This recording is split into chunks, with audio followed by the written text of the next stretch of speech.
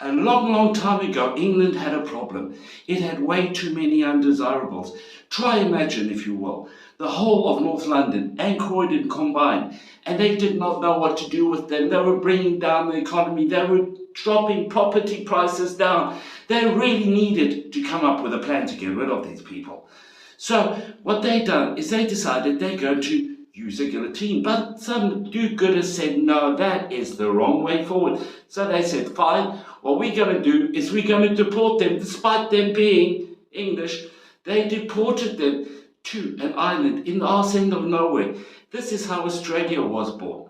Now you're thinking to yourself, right, with people with such pedigree, why would anyone mention them again? Why don't we just let them rot in the ocean in the middle of nowhere?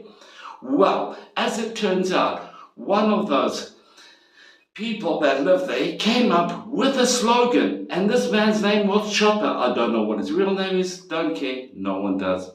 Now this man came up with a mantra that the United States Air Force and most, how should I say, spacefaring agencies live by. And that is, don't let the truth get in the way of a good story, of a good yarn. And that is, my friends, how we're going to start today's episode of Fluorescent Future, where science fiction is, strangely, science fact.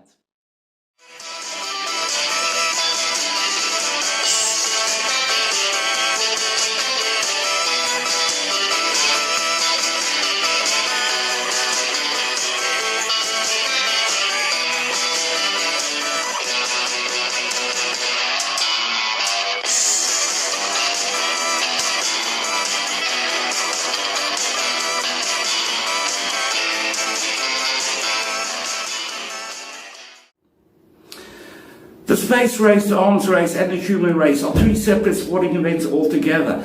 They don't even know each other. They're not even in the same ballpark. But now we're going to have a bit of a chat about how different versions of space exploration, or should I say technology, is being portrayed and given to the public. We are going to have a bit of a spoof episode today where I actually expose different fun facts of how people perceive different forms of information. Right. We're going to start off with the X-15. Now this over here is the first segment, which I really am passionate about because it took me 2 weeks of research. And may I say, if you look into it, start at Wikipedia and follow links, you will spend more than 2 weeks on this because it is absolutely fantastic. It's rich with information like you got no idea. And if you want a good laugh, you read the newspaper articles. Right, now the world needed a space plane all the way back in 1959. Space planes, you say, wait a second, how is that possible? That's only in science fiction movies and science fiction comic books and science fiction books. How is it possible we got a space plane?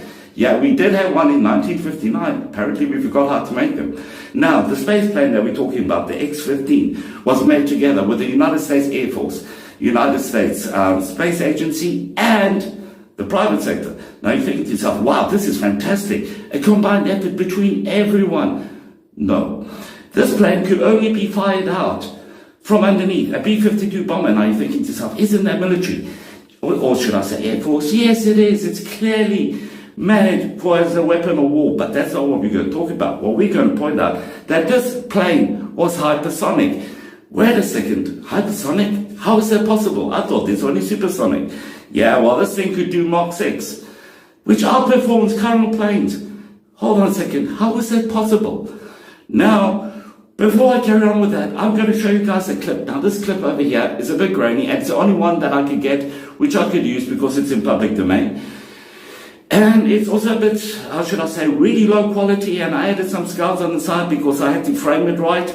Now, the skulls are just there to make it look cool. I'm a bit of a man-child. But anyway, here's a plane that does Mach 6 from 1959.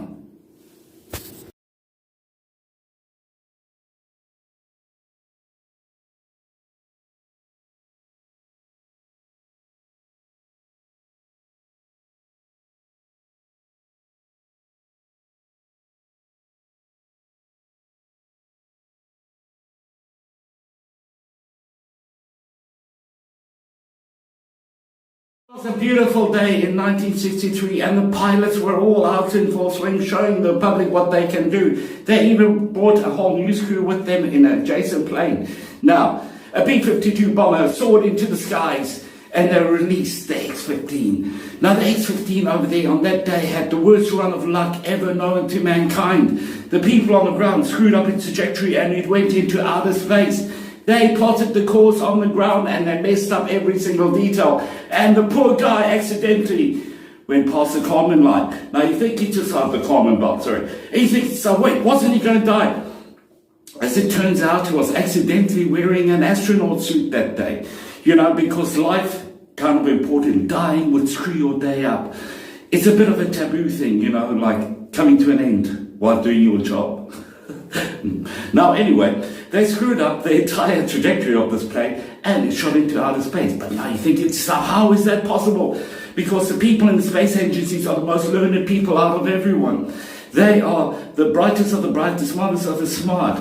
Because if you have someone like myself working in that department, that plane will not be seen again. My maths is atrocious, but thankfully they do not have idiots working there because they do not want to send people into outer space accidentally. Now, this is one time when they accidentally did send someone into outer space, which is total bollocks, let's face it. Now, anyway, this had great PR applications because everyone saw that this plane can go up into outer space and everyone welcomed the pilot down to a hero's welcome. His name was Walker, by the way, not Texas Ranger. You get other Walkers as well. All of them are overachievers, who knew? Now, taking a look at everyone, taking a look at each and every single person that was involved piloting these crafts, they went on to bigger and better things. In fact, the base of every single pilot, or should I say, astronaut program started from the X-15. This is something that is not mentioned in history books. Also, another thing that is not mentioned is that these planes, X-15s, could not land because they were hypersonic. That means they do Mach 6.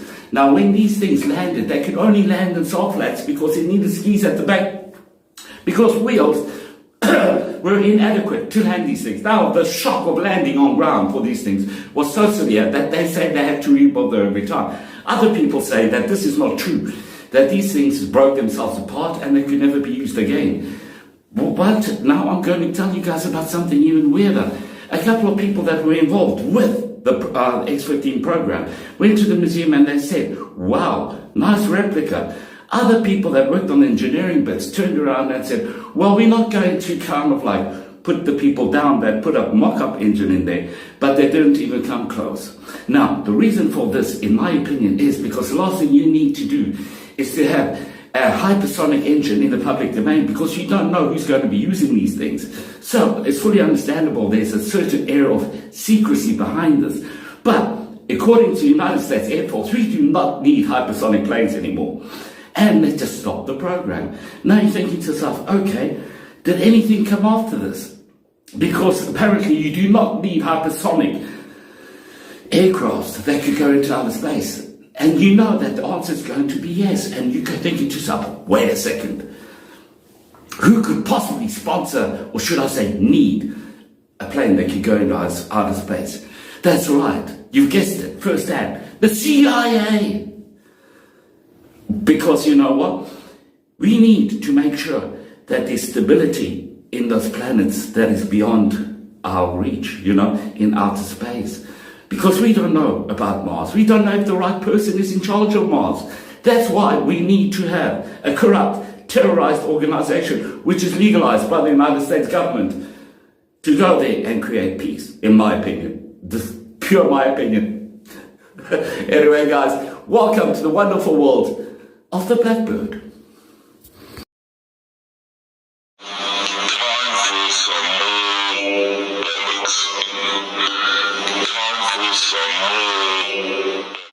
Crime is a daily problem, but thankfully the people over there at Wayne Tech and Wayne Enterprises have managed to come up with a plane that will revolutionize crime fighting. Under the watchful eye of Lucius Fox, they have developed the Batwing.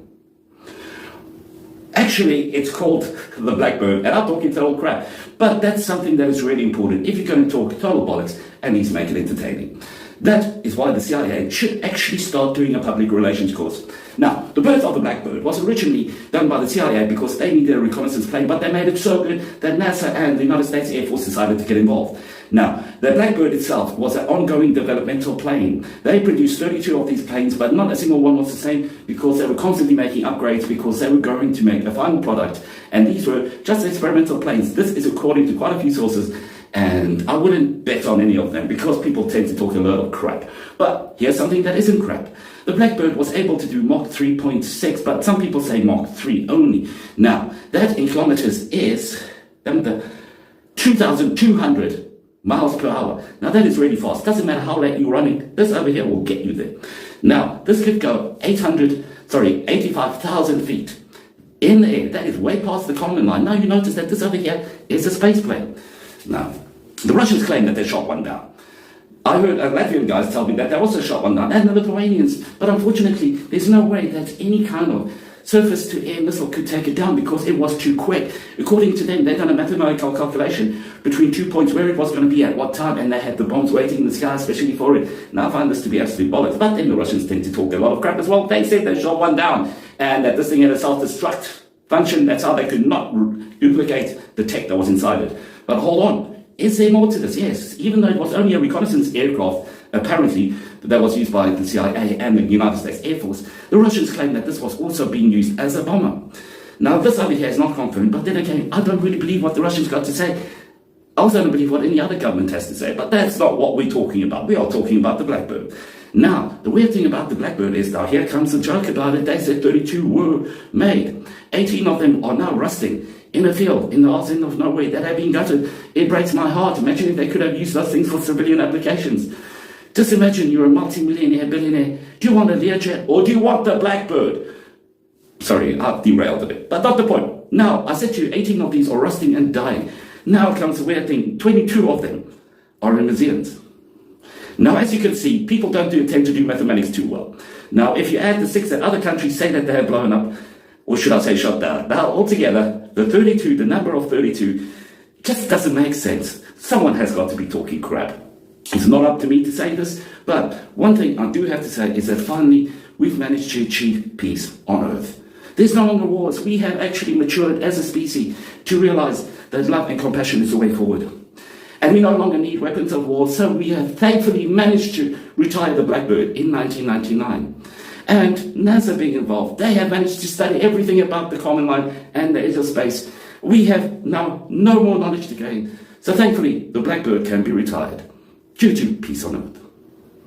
We don't need anything to come off that.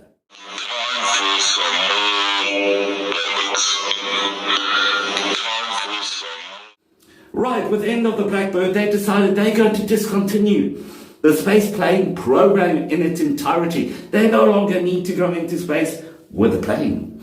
So, anyway, there are 12 planes that they did not manage to create. In fact, I'm going to go with one that does not exist. It's pure imagination. How can I put this? It is pure fiction. It is called the Aurora. Now, the Aurora amuses the hell out of me. Now, you're thinking to yourself, why does it amuse Alan so much? It's a triangle. They managed to get a triangle to fly. Sorry.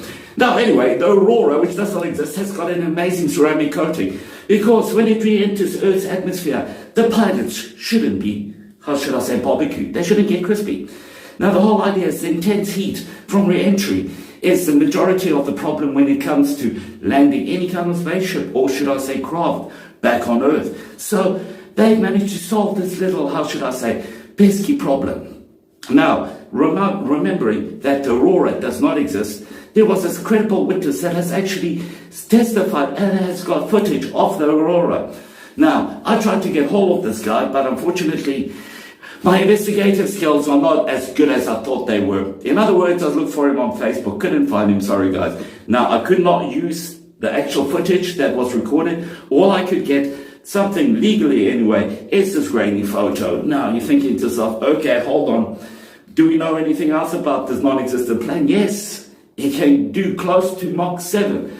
Do we know anything else about it? Yes, its engine is revolutionary. Do we know anything else about it? Yes, there was a serious chunk of change put aside for its development, but they never developed it. Now, I'm not going to argue with the government. When they say they didn't do something, they did not do it. Sorry. Now, anyway, let's carry on. Now I'm going to talk about a man who has inspired millions all across the globe, maybe even billions.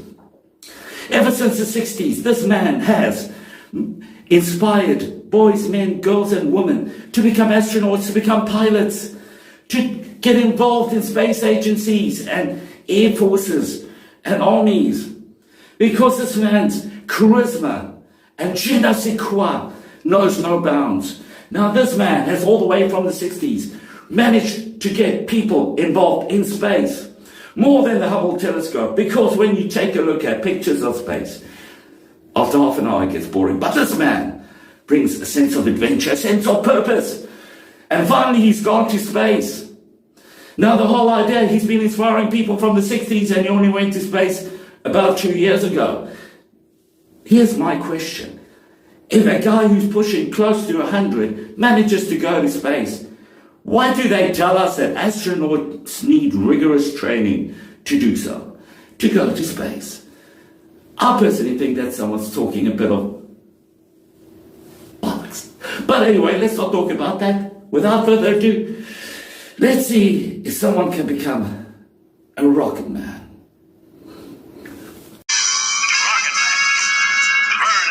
The 90-year-old astronaut went through rigorous training and finally his day came. In 2021, the 3rd of October, he finally managed to go into outer space, the big black unknown, the big dark void of space. William Shatner finally did make it to the stars. Now, let's face facts. He could never have done this without the generosity of our favorite megalomaniac, Jeff Bezos. Now, everyone thinks that he's a really bad person, rotten inside, because he's brought back slavery, or should I say a modern version thereof. But let's face facts, we all do live by the motto of, give me convenience or give me death. More profound words were never spoken, because I live in the West. I'm privileged, and I like that. Even though quite often I need to order things off Amazon, and they always seem to be out. Now, even though Jeff Bezos did make his billions off Amazon, you should run a tighter ship there, Jeff. You know what I'm saying? Think about me. Where am I going? Oh yeah, now anyway, this rocket that Jeff Bezos developed that took William Shatner to the stars is called Blue Origin. Now Blue Origin is an amazing rocket, which was based on a rocket that they discontinued in the 80s that was being developed by NASA. Now, that rocket that was being developed by NASA in the 80s was based on a different rocket, which was developed by the Krauts in the Second World War under the supervision of Victor von Braun. So it's kind of amusing how megalomaniacs all seem to kind of borrow each other's toys all the way through history, or should I say, improve upon it. So, let's do a quick recap over here. The Blue Origin's rocket, which does look like a man's Mr. Happy, was originally done by Krauts, then improved upon by the Americans, and then improved upon by the private sector, which can only be described as a slave-driving empire. I'm not seeing any pattern here. I'm not going to make any crude remarks. I just needed to point that out. Now, I was trying to figure out the exact cost of this rocket. Now, I came up with 3 different costs for the rocket, and then I looked further and then came up with 8. Now, all of the costs of the rocket varied, and I didn't want to put them on the screen because they are so dramatically different to each other that it doesn't even look like we're talking about the same subject. So, I'm not going to give the details on how much this rocket cost, because I'm not sure if some of the costs include the catering for the staff or not, or if it's just the price of the rocket or not, or if it's part of the price of the catering, the rocket, and the development, and the taxi fare for the secretary, all included. We just don't know, because everything is sketchy. The last thing you want to do is be transparent when you build your own rockets. But I do want to say that I am very, very touched by the fact that the private sector, even if it's a horrible billionaire private sector, is making a reach for the stars.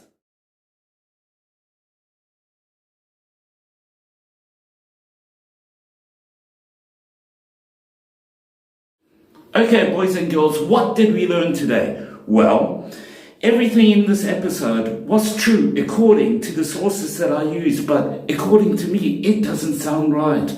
Now, what I need each and every single one of you to do is to not believe a word that I have said and to fact check everything for yourselves, because that's what the show is about. It is to get debate going. It is discussion. It's something where we actually seek truth for the sake of entertainment. If you get it right, if you get it wrong, it doesn't matter, as long as we actually make a concerted effort to actually try. So guys, with that, I hope you enjoyed this, and I'll be seeing you guys soon. Guys, I love. Boom, I'm out of here.